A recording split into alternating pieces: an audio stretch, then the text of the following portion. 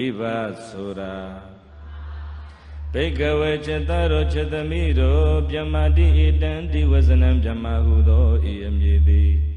Mata Pituna Migin Pagin Jesu Shendo I Adi Wasanandi Amyidina Pshiparelo Data Naluru Sayapaya Shandi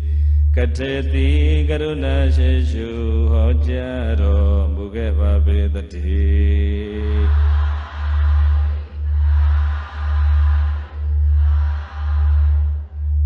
Era Dadamiri Nale Bu Make Mivare Ha Badure Neture Nam Namba Nika Popa Devata E Unane Duvadi Mivare Ha Banetu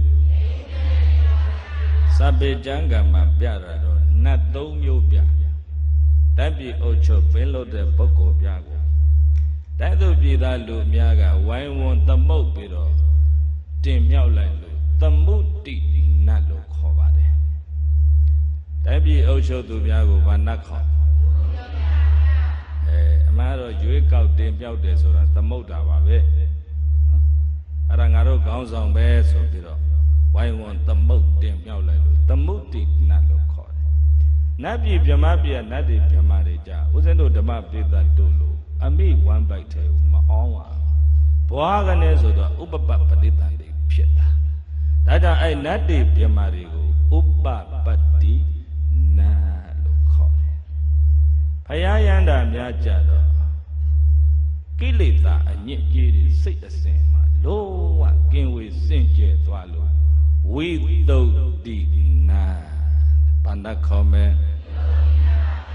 Nabanamuro. I not do beautiful, but not a mere soul. Paya Yahanda so that with those Tina. Me but my pago. Ere a mere soul with those none tattoo tapido. Horomugere. Without the Nazareth Paya Yandari. Alone the Jade die. Ora Miasovia that attention she's in Donga. Payati Manga Payaya do Yame, Tangario Council Yame, so JJ Kaga, Miaswa Payapoma, Tijong Jana, Paduva Lake. Kazago Damwani, the Jodoni, Lake Chappy, Tijong Jana, Padule. A shin laid or telephone yarn.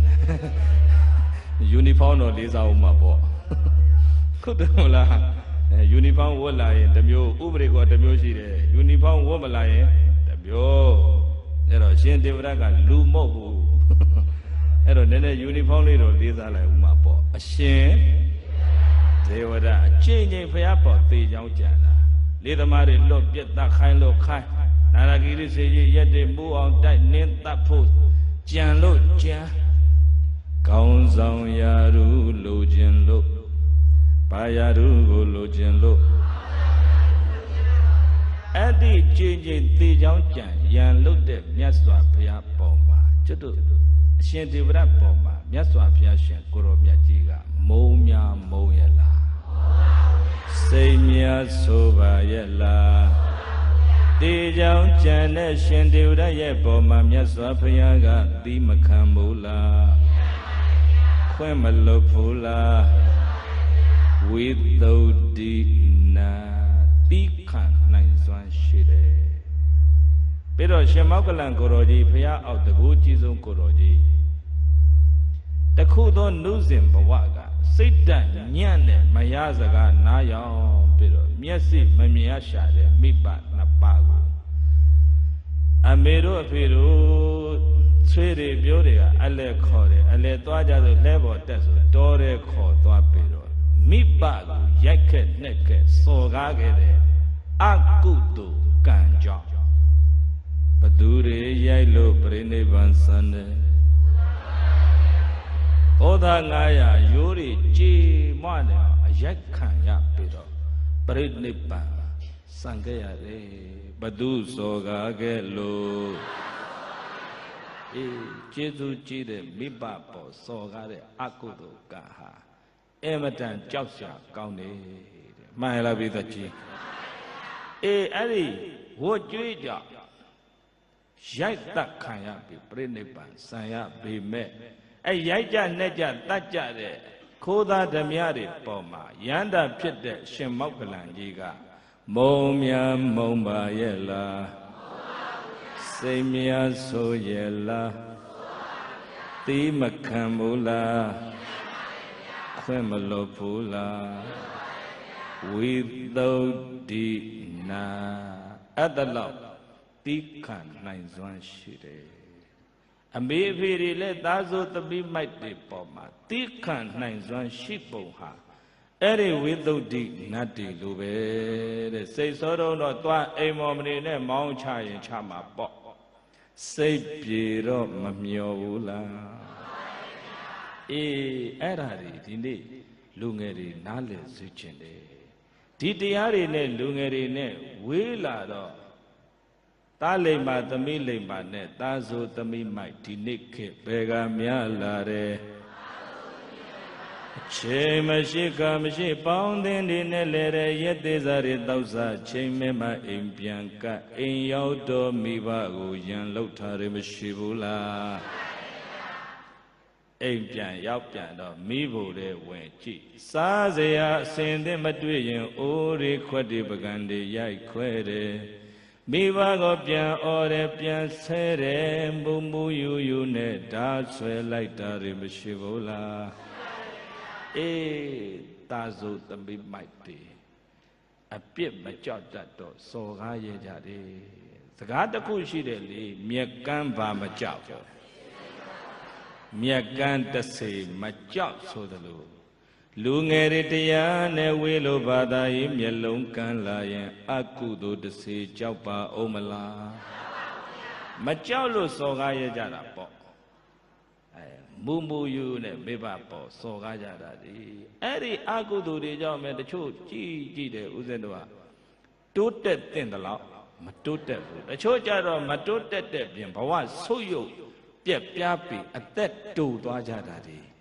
တွေ့နေရတယ်ရွာတရွာမှာတကယ်ဖြစ်ခဲ့တဲ့ဖြစ်ရကလေးတစ်ခုပြောပြမယ်ယုံတန်းစကားပုံမြင်တန်ရာတန်တာကြီးမဟုတ်ဘူးဗျရွာတရွာမှာအဲ့လိုပဲညနေဆောင်တော့သားကအရက်တော့မူးရိုးပြီးတော့ဒီတိုင်းမအေးကိုစော့ကားတာအမေကိုရမ်းကားတော့အမေကလည်းကြာတော့ပုရုဇဉ်ပဲစိတ်ကတူမှာပေါ့စိတ်တူတော့အော်ရောအော်တော့ကြတော့အဲ့မှာသူ့အော်ရပါမလားဆိုပြီးမှအဲ့ဒီသားစုသားပိုက်ဟာအမေကိုခြေထောက်နဲ့ဆောက်ကန်တယ်ဗျာရက်ဆက်ဆောက်ကန်လိုက်တာမေပို့လို့ပဲလန်လေတယ်ဘာတောက်ထားတာတော့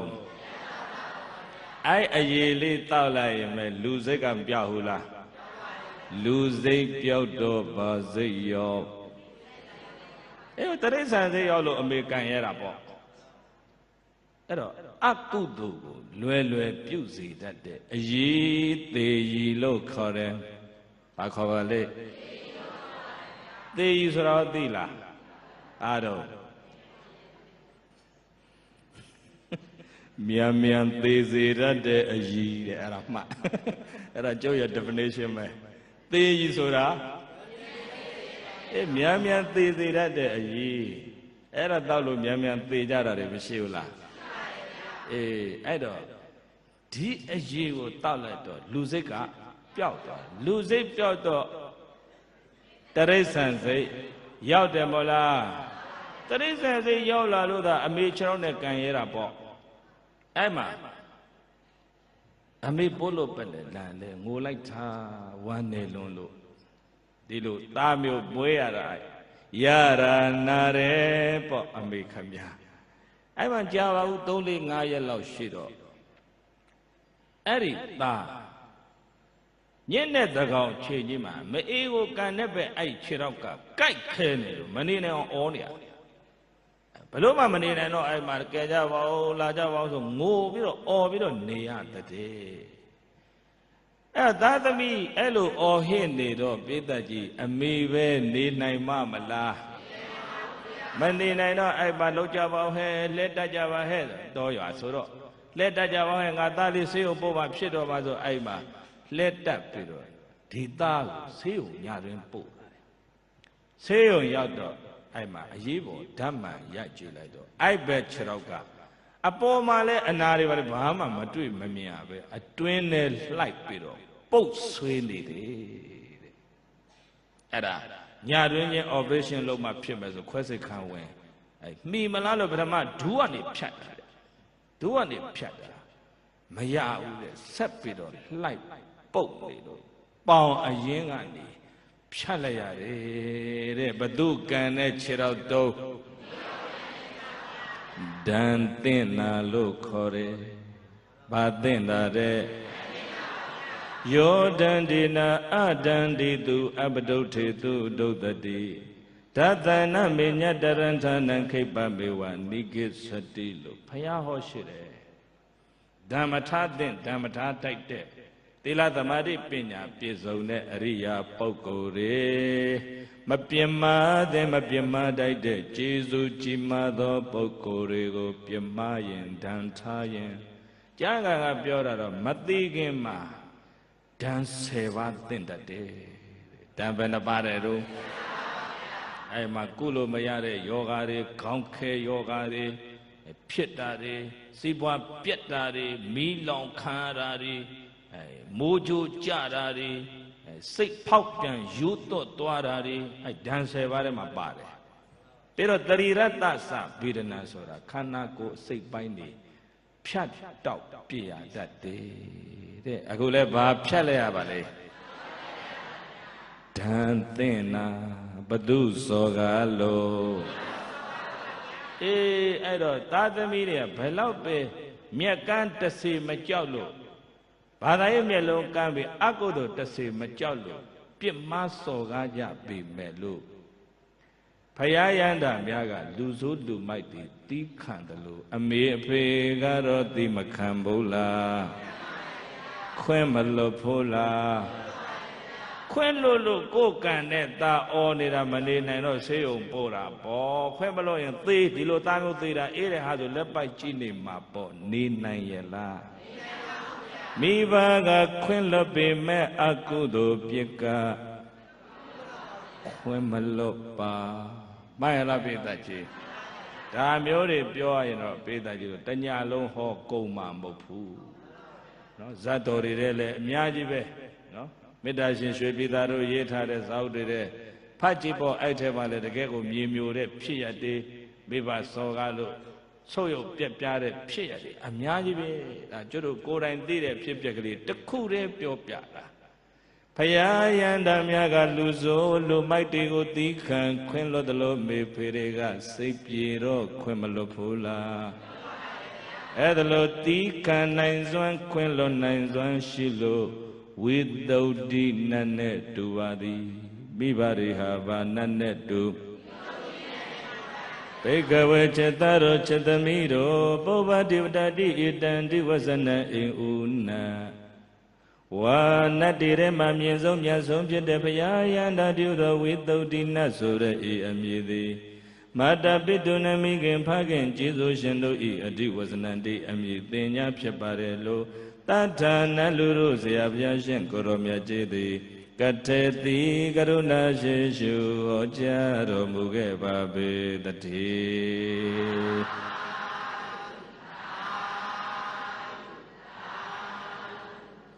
အဲ့ဒါမှတ်ခဲ့နှစ်ခုရှိသွားပြီနောက်နံပါတ်3ကပုဗ္ဗစရိယမိနဲ့ဖာလက်ဦးဆရာဆိုတာအမေနဲ့အဖေမဟုတ်ဘူးလားဟုတ်သလားကျောင်းကဆရာဆရာမတွေကမူကြိုပို့ရမယ့်အရွယ်ရောက်လို့သူတို့ထံအနန္တဲ့ခါကြမှာစာသင်ပေးတာပါဗျအိမ်မှာအမေနဲ့အဖေကအရင်ဆုံးသင်မပေးဘူးလားပေးသလား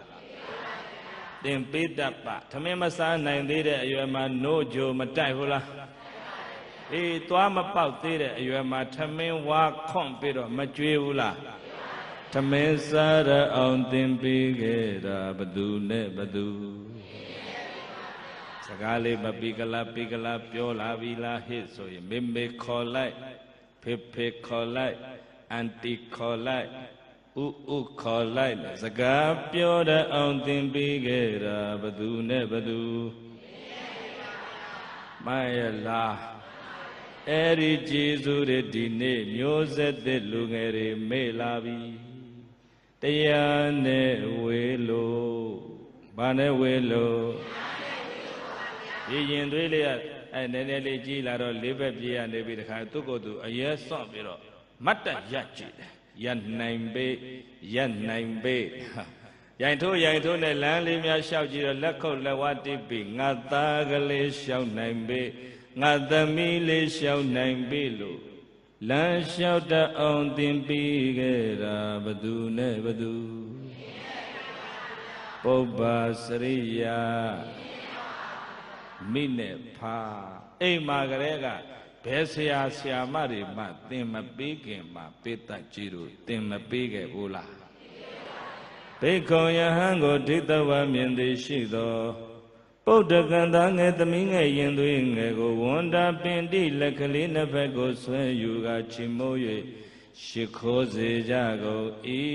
အေကိုဘုန်းကြီးဟာကြွလာတော့ကလေးလေးကဘာမှမသိသေးဘူးလက်ကလေးနှစ်ဖက်ဆွဲလက်အုပ်ချီပေးမှဘုံဘုံကြွတဲ့ဥတော်လုံးငါသမီးလေးဥတော်လုံးလို့ယင်ကြည်မှုရသင်ပေးခဲ့တာဘသူနဲ့ဘသူပုပ္ပါစရိယအမေအဖေဆိုတာတန်းကြောင်းမှာအပ်ပြီးတော့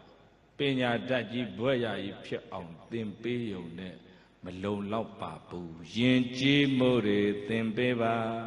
ဘာတွေသင်ပေးရမှာမိဘတွေလည်းပုပ္ပါစရိယဂုံထိုက်အောင်သင်ပေးဖို့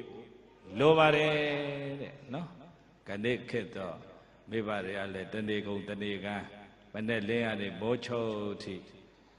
အလုံးနဲ့လက်နဲ့မပြတ်ဘူးဟုတ်တယ်မဟုတ်လားအတို့သဖြင့်ဆင်းရဲသားဆိုလို့ရှိရင်ထမင်းကြံလေးဆွဲအလုပ်ရှိတာသွားညနေမိုးချုပ်မှပြန်ရောက်တယ်ကလေးတွေကလည်းမနဲ့စောကြီးသမင်းစားပြီးကျောင်းမသွားခင်ပဲပြေးရသေးတာကျူရှင်ကပြန်တော့ကျောင်းကပြန်တော့ညကိုပဲပြေးရပြန်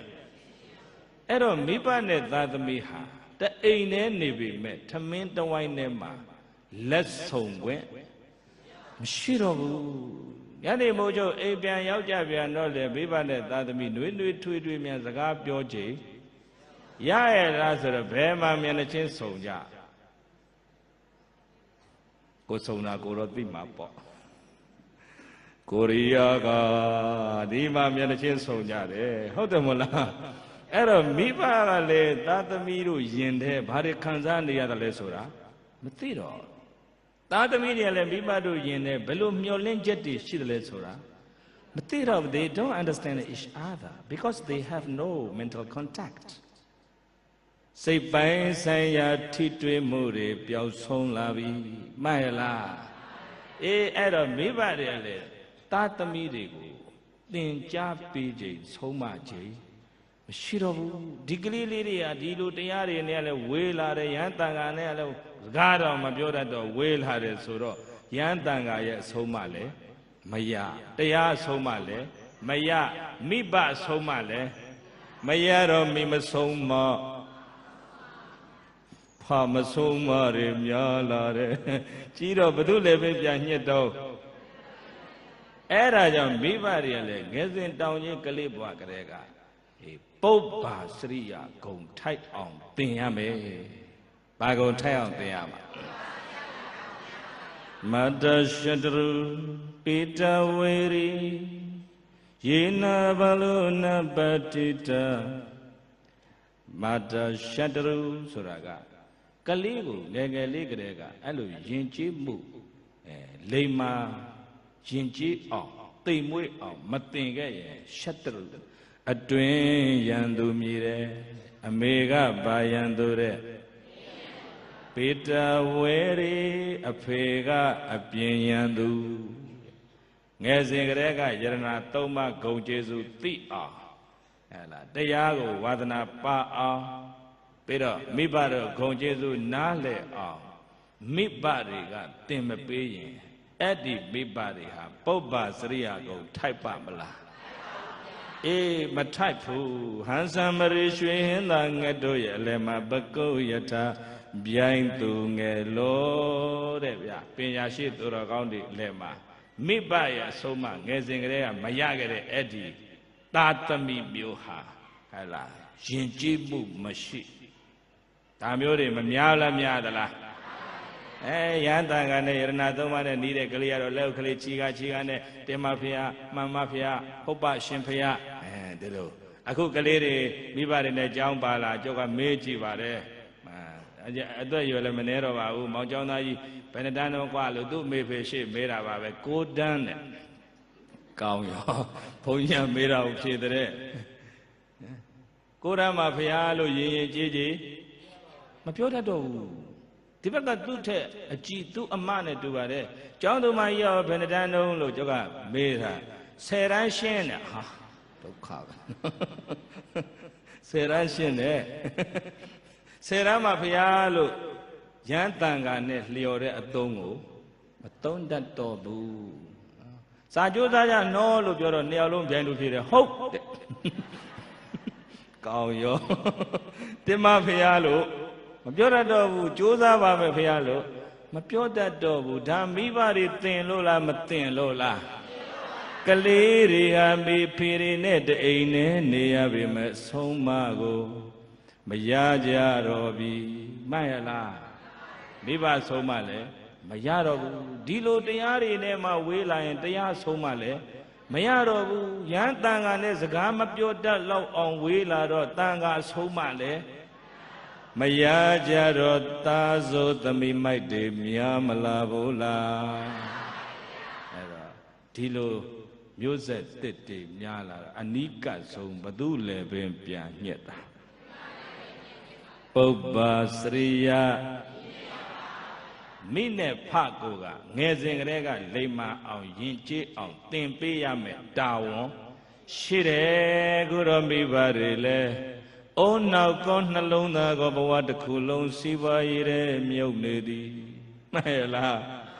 သာသမီတွေကျောင်းသူကျောင်းသားတွေကလည်းအုံနောက်ရောနှလုံးသားရောဘဝတစ်ခုလုံးဘယ်ထဲမြုပ်နေတယ်စားရဲမြုပ်နေတဲ့ချက်လက်တွေခေါင်းနဲ့ရိုက်ထဲအလွတ်အဲ့တော့ဘွဲတော်ရခဲ့တာပဲယဉ်ကျေးမှုတွေမရခဲ့ပါသိဉာဏ်ပညာမရခဲ့ပါဘွဲလက်မှတ်သာရှာလာတယ်ဒီနေ့အဲ့လိုဖြစ်နေတယ်တခုခုတော့မှားနေပြီဘွဲရပါလေပညာတွေတတ်ပါလေဒီဂရီတွေ2ခု3ခုထိရထားပါလေဘိုက်ထဲကလေးကစောင့်ရှောက်ခဲ့တဲ့မိဘကျေးဇူးပကက်ထဲကလေးကဂယုစိုက်ပြုစုခဲ့တဲ့မိဘကျေးဇူးမသိရင်ဒါလောက်ကျေးဇူးကြီးတဲ့အမေဖေရဲ့မေတ္တာကျေးဇူးမှမသိရင်ဒါလောက်ပြုစုစောင့်ရှောက်ခဲ့တဲ့အမေနဲ့အဖေကိုမှမချစ်ရင်ဒီကလေးဟာကိုယ့်လူမျိုးကိုချစ်တတ်မလားကိုယ့်ရက်ွယ်ကိုချစ်နိုင်မလားကိုယ်နေတဲ့မြို့ကိုတကယ်ချစ်တတ်ပါမလားကိုယ်တိုင်းပြည်ကိုတကယ်ချစ်မြတ်နိုးနိုင်မလား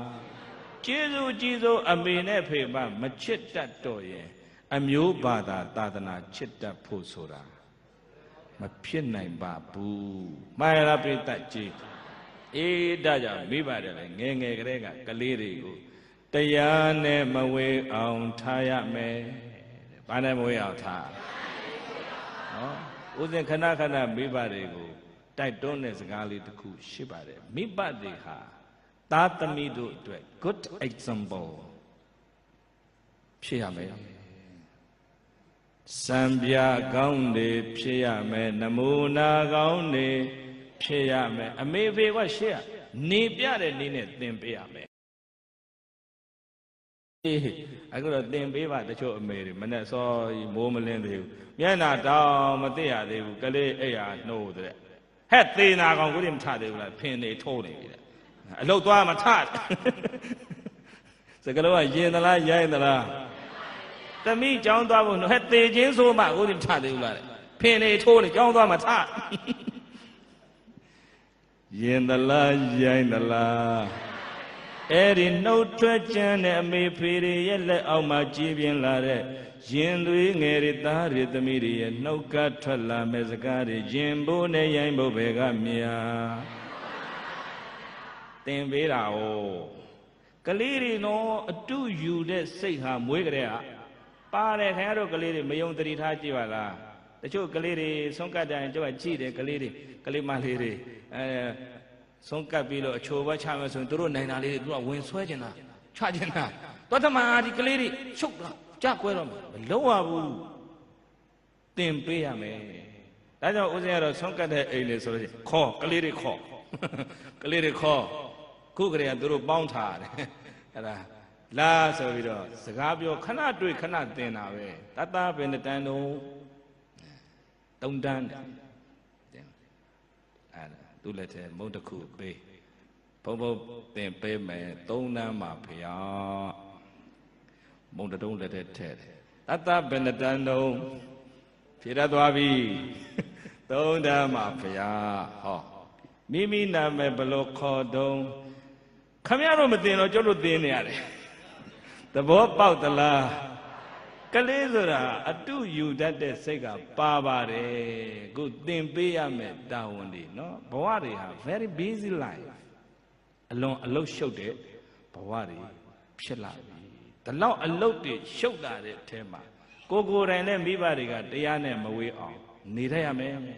ပြီးရင်ကိုယ်ရင်သွေးတွေကိုလည်းတရားနဲ့မဝေးအောင်ထားတတ်ရမယ်ပုပ္ပါစရိယယဉ်ကျေးမှုတွေသင်ပေးပါအခုကတော့တချို့ချမ်းသာတဲ့မိဘတွေပတ်စံပဲရှိတယ်အုံနောက်ကမရှိဘူးနော်ပတ်စံတောင်းတယ်ပြေးစမကွာနားကြီးတယ်မင်းသားပြေးလိုက်တသိန်းဆိုလဲပြေးထားပဲဟုတ်တယ်မလား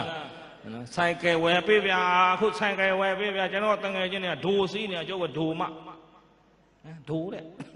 အဝယ်ပေးစမကွာမပေးတာပဲဒီတဲ့ချမ်းသာတဲ့လူချမ်းသာတဲ့သားသမီးတွေကြတော့ကားကိုဒီမော်ဒယ်ကြီးမကြိုက်တော့ဘူးနော်ကိုနီယိုမော်ဒယ်အခုနောက်ဆုံးပေါ်တာမှပေးစမကွာဝယ်ပေးတယ်နားကြီးရမင်း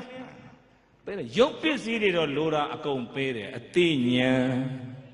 မပေးကြပါယဉ်ကျေးမှုတွေမပေးနိုင်ကြတော့တာများလာတယ်မှန်ရဲ့လားအေးအဲ့တော့ဒီကလေးဟာဒီမိဘစီလက်ဝါးဖြန့်လို့ရတယ်ပတ်စံတဲ့ဘာသုံးတယ်လဲဘယ်နေရာမှာသုံးတယ်လဲဘယ်သူနဲ့ပေါင်းသွားတယ်လဲဘယ်နေရာမှာဘာအတွက်သုံးတယ်လဲဆိုတာမိဘတွေမလေ့လာနောက်ဆုံးကြကမှလူပေါင်းမှဖိုးသမားဖြစ်မှဒုနဲ့မြဲရတုတ်ကြသည်ဘသူမပြုဒါမိဘတွေပုပ္ပါစရိယကိုထိုက်လို့လားမထိုက်လို့လားအဲ့ဒါကြောင့်ကလေးတွေငယ်စဉ်ကတည်းကယဉ်ကျေးအောင်သင်မမသိရင်မိဘနှစ်ပါးဟာယံသူဖြစ်လိမ့်မယ်ဒီကလေးကလည်းမိဘတွေရဲ့ဘာဖြစ်လာမယ်ဒါကြောင့်ပုပ္ပါစရိယမိနဲ့ဖဆိုတဲ့ဂုံထိုက်အောင်ပိုက်ဆံပေးုံနဲ့မလုံလောက်ဘူးလိုချင်တာဝယ်ပေးုံနဲ့မလုံလောက်ဘူးဘွဲတွေတက်ကတူဘွဲတွေဒစိတ်တွေလက်မှတ်တွေရအောင်ပညာသင်ပေးုံနဲ့လေမလုံလောက်ဘူးရင်ကြည်မှုတွေသင်ပေးပါဘာတွေသင်ပေးရမယ်ဘိက္ခုယဟံကိုဒိဋ္ဌဝမြင်သည်ရှိသောပုဒ္ဒကံသားငယ်သမီးငယ်ရင်သွေးငယ်ကိုဝန္တာပင်တိလက်ကလေးနှစ်ဖက်ကိုဆွဲယူကချီမိုး၍ရှိခိုးစေကြကုန်၏အဲ့ဒါမှပုပ္ပါစရိယတိက္ခတပညာကိုတိက္ခပင်ဒီငွေကုန်ကြည်ကြတဲ့များစွာခံ၍သင်ကြားစေကြကုန်၏ကြောင်းထားမဲ့9နှစ်သာသမီရွယ်ကြတော့ကြောင်းမအပ်ဘူးလားဒီလိုနဲ့ကိုရန်10ရန်ရောက်ပြီဆိုတော့ဘောရာမပို့ဘူးလားဒီနေ့ခေတ်ကျောင်းသားတယောက်ရဲ့ဘောရာကြီးနဲသလားများသလားများတယ်နဲ့ဘာလို့ပို့တာဘောရာဘာဖြစ်လို့ပို့တာတော့ပညာတတ်စေခြင်းလို့တဲ့ကဲခင်ဗျားတို့ဒီလိုပြောဖို့ဆိုကဲတန်းချောင်းတွေကမတင်ဘူးလားသင်ရတဲ့ပတ်သက်နေကုန်ကြခိုင်ဘာလို့ပို့တော့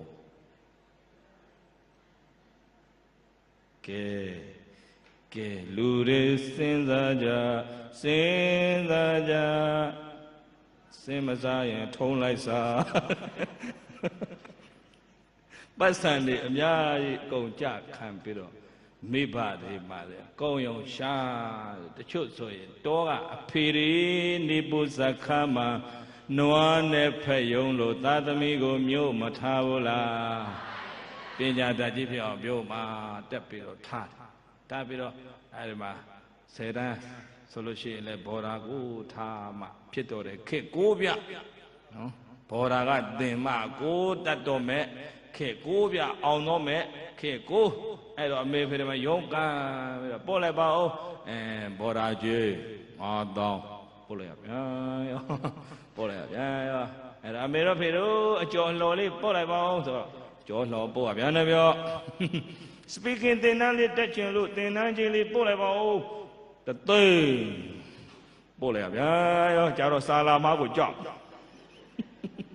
အမေတရိယာကြောင့်ဖေတရိယာကြောင့်မပါဘူးပထမတော့ပြေးလို့စာလာတယ်ဆိုပြေးပြီးတော့ခါလဲဖောက်ဖတ်ဟမ်ပို့လိုက်ပါဦးကွန်ပျူတာသင်တန်းတက်ချင်လို့2 သိန်းပို့လိုက်ရဗျာရောတချို့အမေအဖေတွေမပြေလေပေမဲ့သူများစီကငွေတို့ချစ်ပြီးတော့ပိတ်တိုက်ကြီးတို့မထပ်ပန့်ဘူးလားထပ်ပန့်သလားအဲ့ဒီမိဘတွေပို့လိုက်တဲ့ငွေကြေးနဲ့ကျူလဲမကျူရှင်လဲမရှင်တိဥပဲသွားကြတော့နော်ကိုယ့်ဘာသာကိုယ်ကစုံစမ်းကြရောသဘောပေါက်သလားမိဘချွေးနဲ့ချေဆေးနေကြတာတွေမရှိဘူးလားအဲ့ဒါပညာသင်ရင်းနဲ့အတိတရားရှိမလားဘူးနော်အဲ့တော့ဒီစာအုပ်ထဲကစာတွေတော့ခေါင်းနဲ့အလွတ်ရအောင်တော့ထိုးကျက်နေကြတာပဲဒါပေမဲ့အတိညာကရှိမလားဘူးအမှားအမှန်ဝေဖန်နိုင်မှဉာဏ်ပညာအကောင်းအဆိုရွေးချယ်နိုင်မှဉာဏ်ပညာအကျိုးရှိကျိုးမဲ့ခွဲခြားနိုင်မှဉာဏ်ပညာကုသိုလ်အကုသိုလ်ခွဲပြီးသိမှဉာဏ်ပညာမှန်လားပြည်သက်ကြီးကုတော့ပညာတွေတတ်ပါသည်ဉာဏ်ပညာရမလားတော့မိဘချွေးနဲ့ခြေဆေးနေကြတဲ့ကျောင်းသူကျောင်းသားတွေစဉ်းစားစေခြင်းသည်ဟုတ်တယ်ပေါ့လား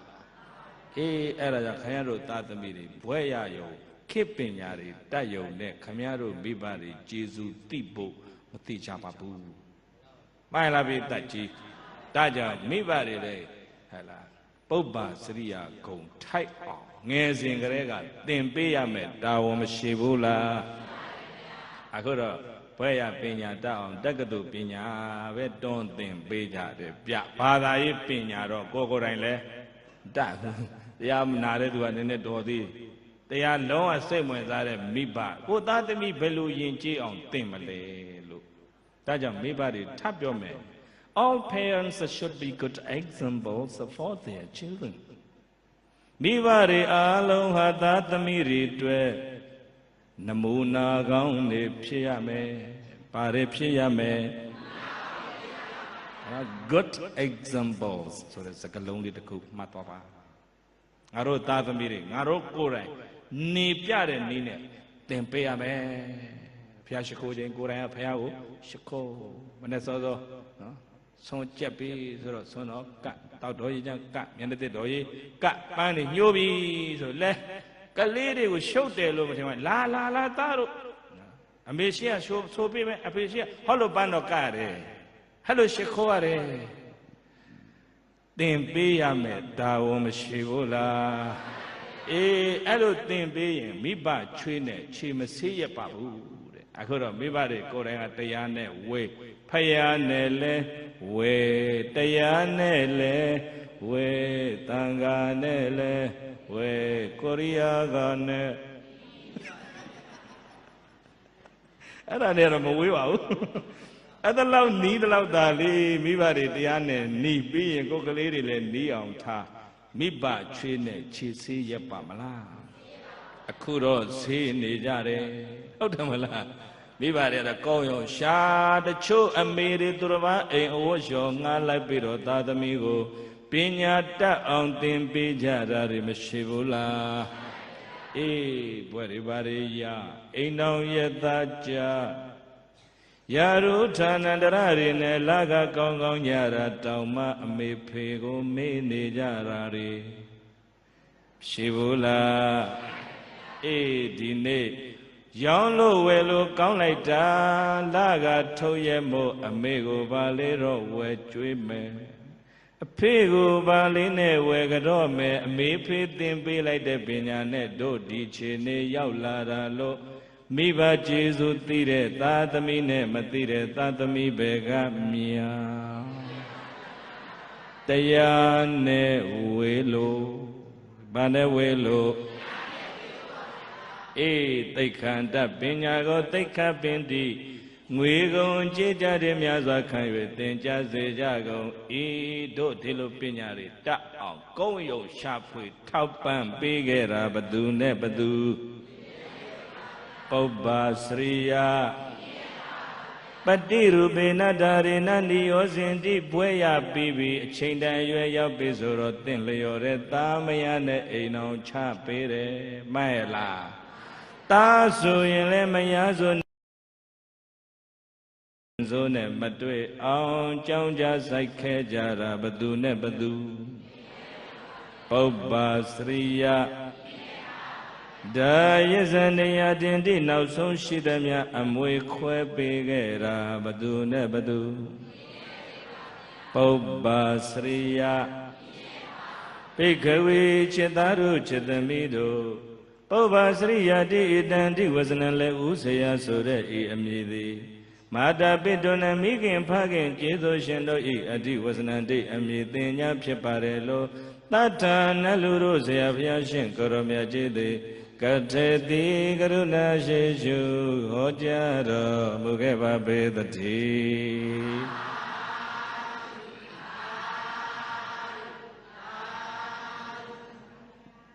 သုံးမျိုးရှိပြီနော်ဘယ်နှမျိုးရှိပါတော့မှတ်ထားခဲ့ပြီးပြန်မေးမှာနောက်နံပါတ်၄ကတော့အာဟုနေယဆိုတာဖယားနဲ့တကိုင်းနဲ့ထားတယ်တဲ့ဘာနဲ့တကိုင်းနဲ့ထားဖယားရန်တာဒီမှာဝေးရအယက်ကန်ဒီတပင်တပန်းတဲပို့ယူဆောင်လာတဲ့စားပွဲတောက်ဖွဲတွေအဝတ်အထည်တွေလှုပ်ပွဲတန်းပွဲတွေကိုအလှခံတိုက်တဲ့ဂုံရှိတယ်ဖယားရန်တာဒီမှာဘာဂုံရှိတယ်အဲ့ဒါလိုပဲတဲ့အမေဖေတွေလည်းအဲ့ဘိုက်ထဲကတုန်းကပွားခဲ့တဲ့မေတ္တာတရားတွေပကထဲမှာကလေးကဆောင်လျှောက်ခဲ့တဲ့ကရုဏာတရားတွေအယုတ်ကလေးတွေနဲ့ကစားတတ်တဲ့ရွယ်ကလေးကသာသမီရဲ့လိုအင်စန္ဒဖြည့်စည်ပေးနိုင်တိုင်းပွားခဲ့တဲ့မုရိတာတွေကျေးဇူးတွေမများဘူးလားအဲ့ကျေးဇူးတွေများလွန်းလို့အမေဖေတွေလည်းသာသမီတွေဝေးရရကနေတဲပို့ယူဆောင်လာတဲ့စပွဲတောက်ပွဲတွေအဝတ်ထဲတွေလူပွဲတန်းပွဲတွေအလှခံတိုက်တဲ့ဂုံရှိတယ်မိဘတွေလည်းဘာဂုံရှိအဲ့ဆိုဘုရားရဟန္တာတွေကိုဝေးရအရကသွားရောက်ပူဇော်သလိုဘသူကိုလည်းပူဇော်ရမှာဘသူကိုလည်းလှူရမှာတော့ဘာနဲ့တကိုင်းနဲ့ထားတချို့တခြင်းတွေတော့ရေးဆက်ပြီးဆိုတယ်မဟုတ်လားအဲ့တခြင်းတွေတော့ပြောက်ကုန်ပါပြီခင်ဗျားတို့အောက်ပိုင်းဟာဆိုတော့ပါပဲဖယားနဲ့တကိုင်းနဲ့ထားတယ်ကျေးဇူးရှင်မွေးမေမေကျေးဇူးရှင်ကျွေးဖေဖေရွှေရင်စိုးအောင်လွန်လိုက်ပါပြီဒါငါငိုးကုန်တော့ပါပဲဘသူတော့ဆိုတာထုံးတရဟင်းရင်လားဒီလာတော့အဲ့ဟင်္ဒရာဖြတ်ခဲ့ရသေးတယ်တတိယလို့တော့ပြောမိသေးတယ်ဟမ်မိဘရဲ့ကျေးဇူးတွေဖော်ကျူးပြီးတော့ဆိုတဲ့အဆိုတော်ဒီဟိုဥစဉ်အင်္ဂပူကနေကူလာတာအင်္ဂပူနှစ်ညဟောပြီးတော့ကူလာခဲ့တာအဲ့ဟင်္ဒရာဖြတ်တော့မိဘကျေးဇူးတွေဆိုတဲ့အဆိုတော်ဒီဟာထွက်တာဗျာဟုတ်တယ်မလားအခုကအဲ့တန်ဖိုးရှိတဲ့သချင်းတွေတော့ပြကုန်မအောင်အခုဘာတွေမှမသိပါဘူးတခါတလေကားပေါ်နေကြမင်းပါလဲငါပါလဲမင်းကနေရံဖြစ်မိဘတွေကစိတ်ညစ်ခဲ့ခ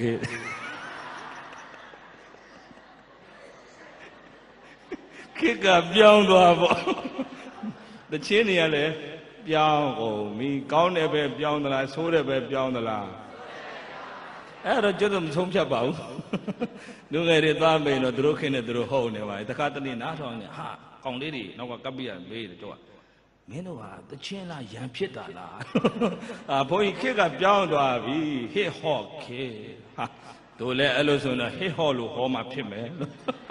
ကလေးတွေနားရောက်မှဖြစ်မှာကိုဗျဟုတ်တယ်မလားအေးအဲ့တော့ကလေးတွေနားကိုရောက်အောင်လို့ဦးဇင်းတို့လည်းတခါတလေမဆိုးခြင်းလဲဆိုရတာဗျမငိုခြင်းလဲငိုရတာအဲ့ဒါဗျ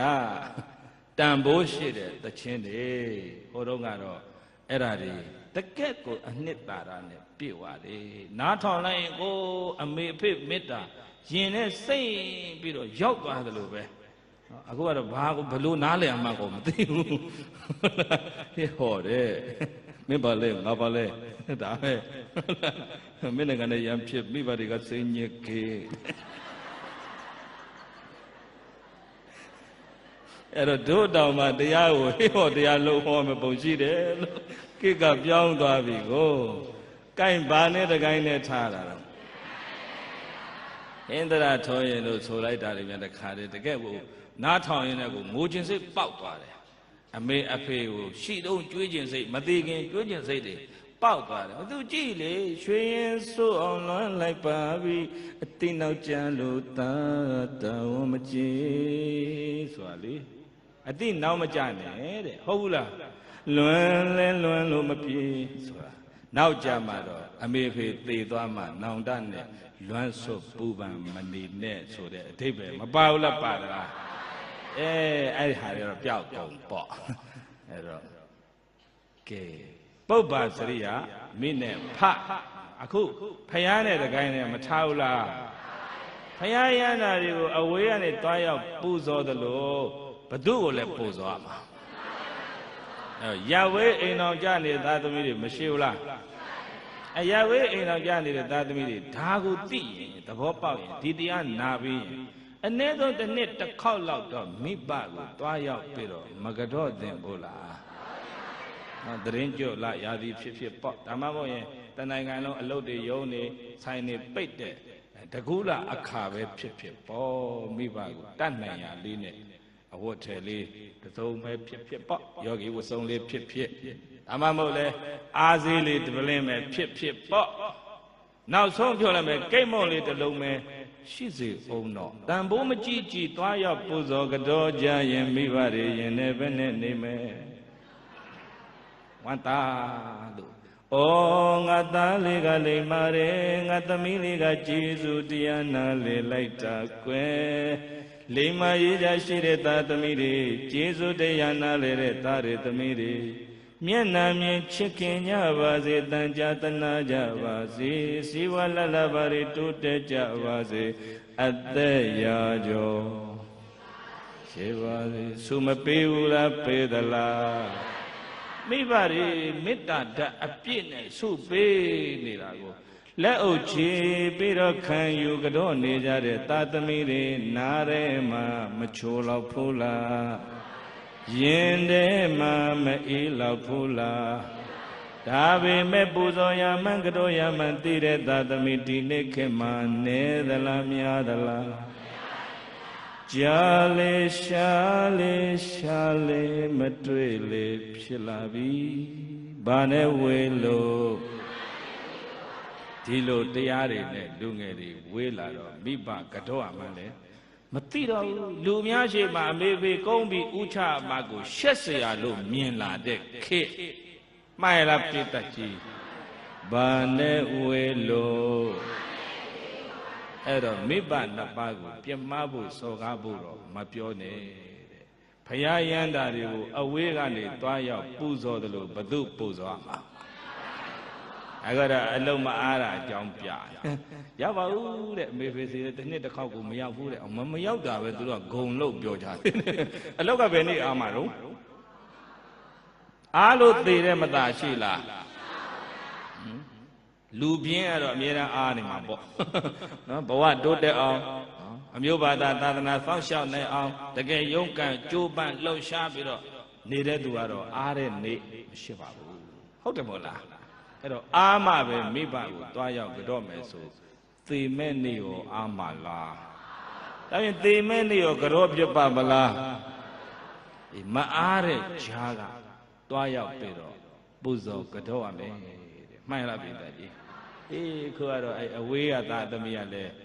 မအားတာအကြောင်းပြမိဘနေတာအနိတူနေတဲ့သားသမီးကလည်းလိုချင်တာဝယ်မပေးရင်နှုတ်ခမ်းဆူလိုက်ခြေဆောင်လိုက်မိဘနဲ့သားသမီးတစ်ချက်ချက်ဖြစ်နေတာဟုတ်တယ်မလားအဲ့တော့ကျောက်ကတစ်ချက်ချက်ဆိုတဲ့ကောင်းစင်လေးနဲ့ဟစ်ခေါ်တပိုးလောက်ဆိုကြစိတ်ပေါက်သွားပြီအလုတ်တွေကရှုံးအလုတ်တွေရှုံးမလားဟုတ်လားမိဘတွေလည်းတခါတနေ့ကအလုပ်တွေရှုံးကလေးတွေကလည်းကြောင်းပြီးကျူရှင်ပြီးကြောင်းတဲ့အလုပ်တွေရှုံးအလုပ်တွေရှုံးလာတော့စိတ်တွေကပုတ်လာတယ်စိတ်ဓာတ်တွေကပုတ်စော်နန်းလာတယ်ဟုတ်တယ်မလားပုတ်စော်နန်းလာတယ်ဦးဇင်းရေးထားတယ်တွေးကြည့်ပါတဲ့စာအုပ်ကလေးနော်ဒီရန်ကုန်မှာတော့စာအုပ်ကဆက်သွယ်မှုနည်းတော့ရောက်တာနည်းပါတယ်ခေါင်းစဉ်လေးကအခက်ခဲဆုံးအလုပ်လို့ပေးထားတယ်ခေါင်းစဉ်ဘာလုပ်တယ်ကဲဒီနေ့ခေတ်မှာအခက်ခဲဆုံးအလုပ်ကဘာလဲဒီနေ့သိပ္ပံနဲ့ဤပညာခေတ်ကြီးမှာလာကဘာပေါ်တက်ဖို့ခက်သေးလားမခက်တော့ဘူးပင်လေပင်အောက်တရားလမ်းဖောက်ဖို့ခက်သေးလားအင်္ဂါကြိုထောက်လမ်းဖို့ခက်သေးလားတော်တော်ပုံကွယ်နေတဲ့တယောက်တော့ခုပါသွားပါခက်သေးလားကြားလိုက်တယ်မို့လားပါကစ္စတန်မှာစာဖတ်ရင်ကြားမှာပေါ့ဂျာနယ်တွေဖတ်ရင်ကြားမှာပေါ့မျက်စိမိတ်ပြီးနားပိတ်မထိုင်ကြားမှာပေါ့ဟုတ်တယ်မို့လားလူတွေစုလိုက်ပြုံလိုက်တတ်ခဲ့တယ်ဟုတ်လားလူသားသမားအခုတော့ဘာဖြစ်သွား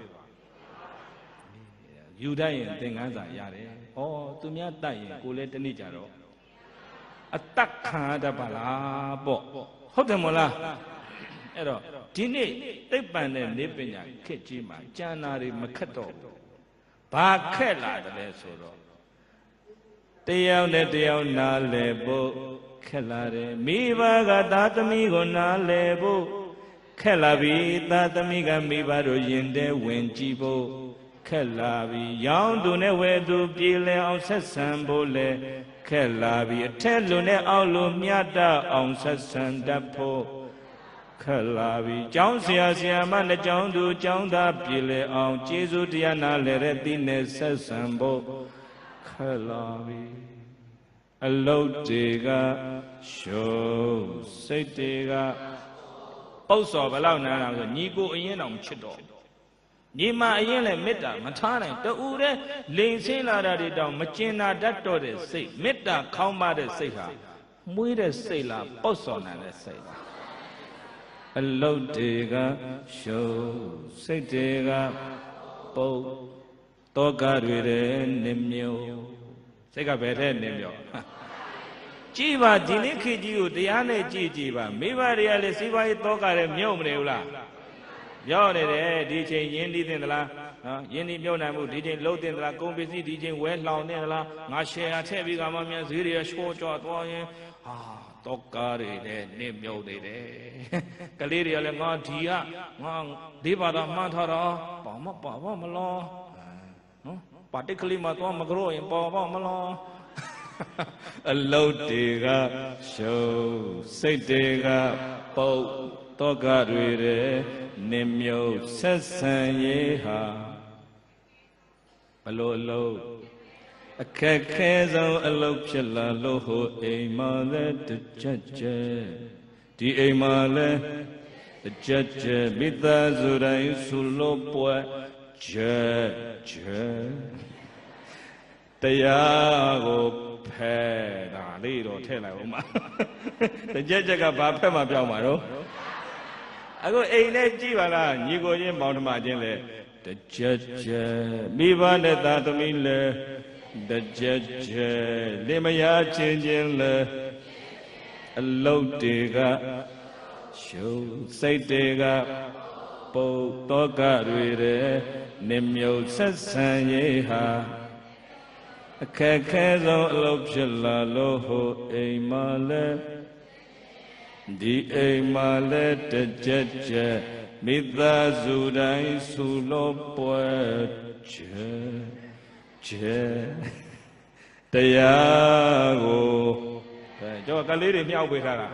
အဲ့ဒါမင်းတို့ရအောင်ကြက်ထားလို့အဲ့ညနေဆောင်အဖေကမူးပြီးအလောကနေရန်ထိုးနဲ့ပြန်ချတာအိမ်ကတော့လောအားကအိမ်ပါမလားပက်ကထဲလောအားကဘယ်ကြံခဲ့တော့ဟာပုံဆိုင်နဲ့ကြံခဲ့ဟုတ်တယ်မလားအဲ့တော့အိမ်ကမိမလောအားကပါမလားကြည်ပါမလားမကြည်တော့ရင်ပတ်ဆွဲပြီပေါ့ဟောတော့ရန်ထိုးရတော့မနဲ့တွန်းရတယ်အလုတ်သွားကြတော့နဲ့ဒီအီကိုမတောက်ခဲပါနဲ့လို့ပြောမမူးရင်အကောအေးပါကွာအသွားတော့မှာတော့အေးပါကွာအပြန်ကျတော့အိတ်ကလေးလောကလေးပါလာတော့ခြေလန့်ပဲရောက်သွားပုံဆိုင်နဲ့ရောက်သွားအလိုလိုကိုရောက်သွားအော်တိုမက်တစ်အဲ့ကြတော့လောကပါလာသေးလားအဲ့တော့ရင်ပတ်ဆွဲပြီးမိမဆူတော့ပူတော့တာပေါ့ကလေးတွေရဲ့ပညာရေးတွေဘာမှမကြည့်ဘူးမိဖို့ကြောင့်ဆန်းရှိမရှိဘာမှမသိဘူးတခါတည်းရင်ပတ်ဆွဲပြီးတော့တကြကလေးတွေမြောက်ပေးတာအဲ့ဒီချိန်ဒီ